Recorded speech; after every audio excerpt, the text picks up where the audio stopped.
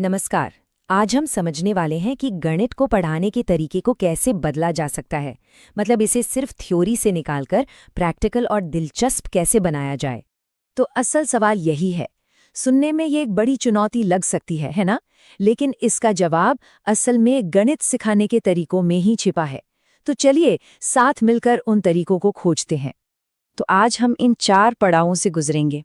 सबसे पहले बात करेंगे कि सिखाना क्यों है और फिर पहुंचेंगे कि क्या और कैसे सिखाना है। तो चलिए अब इस विषय की गहराई में उतरते हैं। देखिए, गणित पढ़ाने का कोई भी असरदार तरीका हो, वो इन 2 बुनियादी तर्कों में से ही किसी एक पर टिका होता है। इन्हें आप टीचिंग की नींव के 2 मजबूत पिलर समझ सकते हैं। अब यहाँ जो सबसे दिलचस्प बात है वो है इन दोनों तरीकों का फर्क। देखिए, आगमनात्मक तर्क मतलब इंडक्टिव रीजनिंग एक जासूस की तरह है। वो पहले सुराग यानी कई सारे एग्जाम्पल्स को देखता है और फिर एक नतीजे पर पहुंचता है। और वहीं दूसरी तरफ निगमनात्मक तर्क यानी डिडक्टिव रीजनिंग एक गणितज्ञ की तरह है, जो पहले से मौजूद नियम का इस्तेमाल करके किसी खास प्रॉब्लम को सॉल्व करता है। तो ये जो आगमनात्मक विधि है, ये स्टेप बाय स्टेप काम करती है। मतलब हम किसी खास चीज से शुरू करके एक आम नियम तक पहुंचते हैं। पहले ढेर सारे उदाहरण दिए जाते हैं, फिर उनमें एक पैटर्न ढूंढा जाता है, फिर उसी पैटर्न से एक नियम बनता है और आखिर में उस नियम को टेस्ट किया जाता है। ये बिल्कुल एक खोज करने जैसा है। और निगमनात्मक विधि वो ठीक इसका उल्टा करती है। यहाँ हम आम नियम से शुरू करके खास उदाहरणों की तरफ जाते हैं। टीचर पहले फॉर्मूला या रूल बताएगा, फिर एग्जाम्पल से उसे समझाएगा और फिर स्टूडेंट्स उस रूल का इस्तेमाल करके सवाल हल करेंगे। ये एकदम सीधा और साफ रास्ता। तो तर्क की बात तो समझ आ गई, लेकिन क्लासरूम में इसका क्या काम? सवाल तो यही है ना? तो चलिए अब देखते हैं कि ये प्रिंसिपल्स असल में मैथ्स के कॉन्सेप्ट सिखाने में कैसे काम आते हैं। सिमेट्री यानी समरूपता इसका एक बहुत ही बढ़िया उदाहरण है। सोचकर देखिए, एक टीचर आगमनात्मक विधि का इस्तेमाल कर रहा है। वो बच्चों को तितलियां दिखाता है, पत्तियां दिखाता है, इंसानी चेहरे दिखाता है और फिर बस एक सवाल पूछता है, इन सब में क्या कॉमन है? और बस बच्चे खुद ब खुद सिमेट्री की परिभाषा तक पहुंच जाते हैं। है ना कमाल? और जानते हैं, इस तरह की खोज वाली पढ़ाई से क्लास का पूरा माहौल ही बदल जाता है। देखिए, पढ़ाने के मॉडल भी तो बदले हैं। पहले क्या होता था, एक सीधी लाइन थी टीचर से स्टूडेंट तक। लेकिन अब ऐसा नहीं है। अब ये एक ट्रायंगल की तरह है, जिसमें टीचर, स्टूडेंट और सीखने का माहौल तीनों के बीच एक लगातार बातचीत चलती रहती है। ये सिर्फ इन्फॉर्मेशन देना नहीं है, बल्कि सीखने का एक पूरा इकोसिस्टम बनाना है। चलिए अब आते हैं इस चर्चा के सबसे मजेदार हिस्से पर।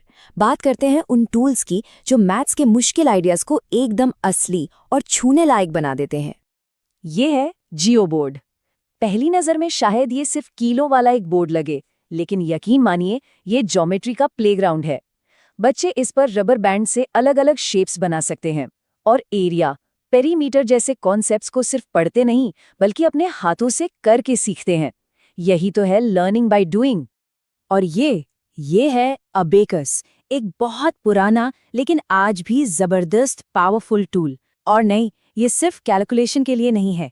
उससे कहीं ज्यादा ये बच्चों को नंबर्स और प्लेस वैल्यू की एक गहरी समझ देता है। मतलब वो नंबर्स को सिर्फ पढ़ते नहीं, बल्कि देख सकते हैं, महसूस कर सकते हैं और सच में समझ सकते। कभी-कभी सबसे सिंपल चीजें ही सबसे असरदार होती हैं, है ना? ग्राफ पेपर बिल्कुल ऐसा ही एक टूल है। डेसिमल जैसे मुश्किल कॉन्सेप्ट को ये एक सिंपल विजुअल ग्रिड पर दिखाकर इतना आसान बना देता है, जो चीज पहले दिमाग में घूम रही थी वो अचानक आंखों के सामने साफ हो जाती है। और अब देखिए, ये है डायन्स ब्लॉक। ये ब्लॉक्स क्या करते हैं? ये हमारे नंबर सिस्टम के पूरे आइडिया को एक असली फिजिकल चीज में बदल देते हैं। स्टूडेंट्स सच में यूनिट्स, टेंस, हंड्रेड्स को अपने हाथ में पकड़ सकते हैं, उन्हें जोड़ सकते हैं और अपनी आंखों से देख सकते हैं कि नंबर्स असल में काम कैसे करते हैं। ये एक कमाल का तरीका है किसी भी एब्स्ट्रैक्ट आइडिया को कॉन्क्रीट बनाने का। तो चलिए अब इन सारी बातों को एक साथ जोड़ते हैं। एक असरदार मैथ क्लासरूम आखिर दिखता कैसा है? एक ऐसी क्लास जहां थियरी और प्रैक्टिकल टूल्स दोनों साथ मिलकर काम करते हैं। तो इस पूरी बातचीत का निचोड़ क्या है? बस इतना सा है। सक्सेसफुल टीचिंग का फॉर्मूला है क्लियर प्रिंसिपल्स प्लस सही टूल्स। जब एक टीचर को पता होता है कि पढ़ाना क्यों है और उसके पास ये सिखाने के लिए सही औजार भी होते हैं कि कैसे पढ़ाना है, तब जाकर सीखना वाकई असरदार बनता है। और आखिरी में एक सवाल, जिस तरह अबेकस और जियो बोर्ड ने सीखने का तरीका बदल दिया, जरा सोचिए, टेक्नोलॉजी इतनी तेजी से बदल रही है, तो भविष्य का वो अगला बड़ा टूल कौन सा होगा जो एजुकेशन में अगली क्रांति लाएगा? ये सोचने वाली बात है।